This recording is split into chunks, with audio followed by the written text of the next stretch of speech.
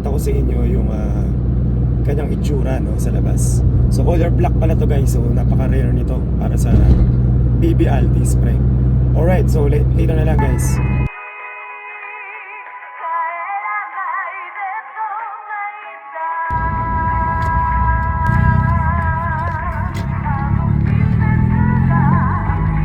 Nate Goyard.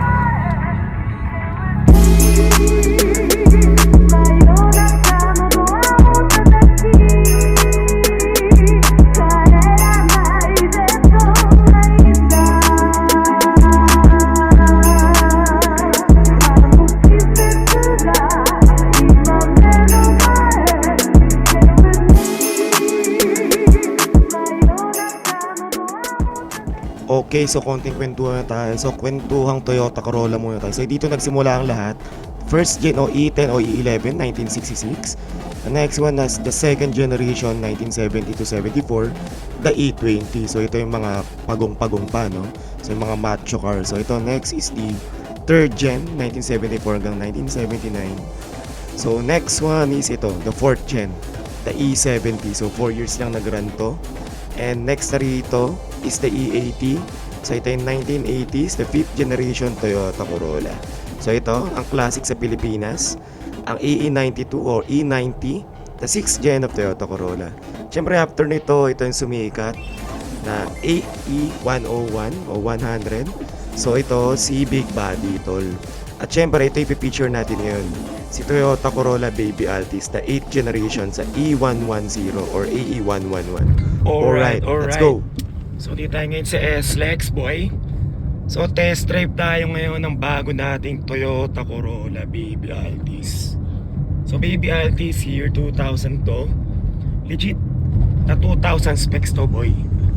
So ito, papasok na tayo ngayon ng SLEX boy.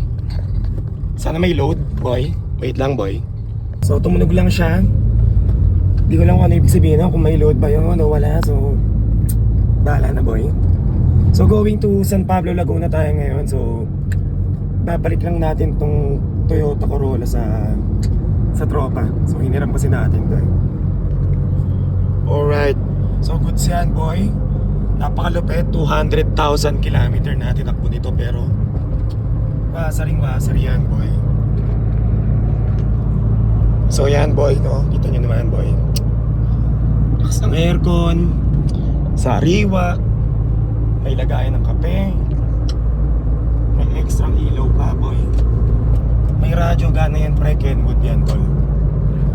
So di ngayon na ito nga tinetesting nga natin tong si Toyota Corolla BB Altis. So hopefully maging okay mamaya yung usap namin ng tropa tungkol dito. So laman natin boy. So yan, tingnan nyo na lang yung itsura niya. Goods naman yan tol. Malinis ang ceiling. Mga upuan boy, goods. Siyempre nag-drive pogi. Okay. So ngayon ang mga basic features ito, of course ito. May lagayan dito ng mga cards or gamot. Bala ka, Tylenol, Biogesic, BioBlue, Decolgen, bala ka, pwede yan tol.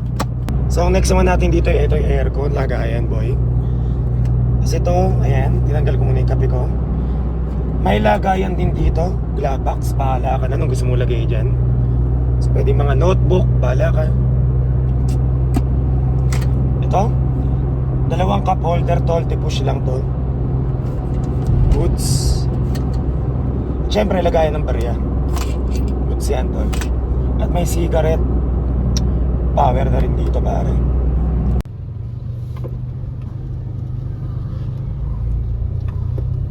Okay, so ito maganda naman siya manakbo. Napaka smooth naman. Kahit nandito tayo sa SLEX. So tahimik, malakas ang power. Maganda manakbo, maganda yung kanya clutch, response, transmission at syempre malamig. So mamaya pagka nag-stop over tayo, so ikutan natin tong kotse.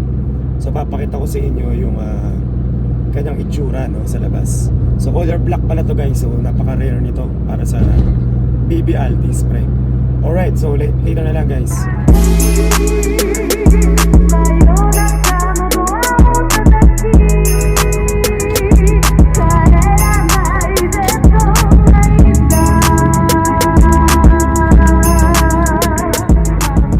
Okay boy, so quick review. So ito Corolla Baby Alti. So ito malalaman mong 2000 specs kung gear is grill. So yung grill niya is T. So ito naman ang puwet. So naka-cut eye na yan boy.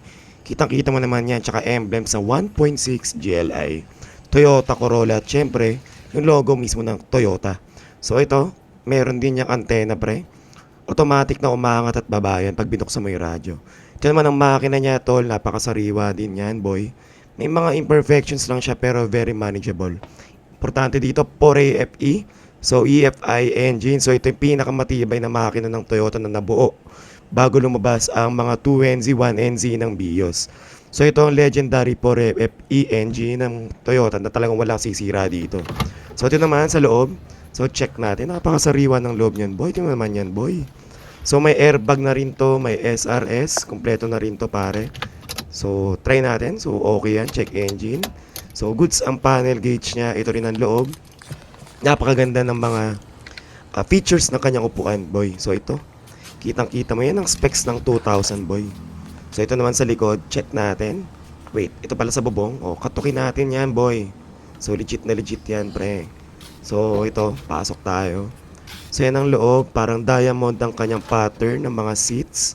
Napakaluwag din. At syempre, lagyan natin ng LED na ilaw para maganda. So goods, napakalinis, napakasariwa ng loob. So lalaban pa rin yan kay 24 years old na to. Alright. Alright, so tapos na natin maikutan ngayon yung kotse. So, masabi nyo, para sa year 2000 model na since 2024 ngayon. So 24 years old na kotse to, but still up and running. So yan ang tatak Toyota, pare. Sa Toyota, panghabang buhay yan, boy. Alright. So ito, gas niya, ito, goods naman. Temperature niya, steady naman dyan. Hindi naman yan umaangat, so walang overheat, boy. So RPM, goods yan, tol, para sa takbo natin na 80. Okay, so yun na nga, no? So wrap up na tayo, guys. So update kayo na mamaya. So don't forget to subscribe to sa channel ko para sa mga more car vlogs, no? So review tayo ng mga kotse na dumadaan sa atin. At syempre, para matulungan din natin yung mga taong naghahanap bumili ng kotse na bago sila tumingin ay nanonood muna sa YouTube at nagkakandak ng sariling research para sa car na gusto nilang bilhin. Alright, so mga kapogi, dito na lang, no? So till next time, have a great day.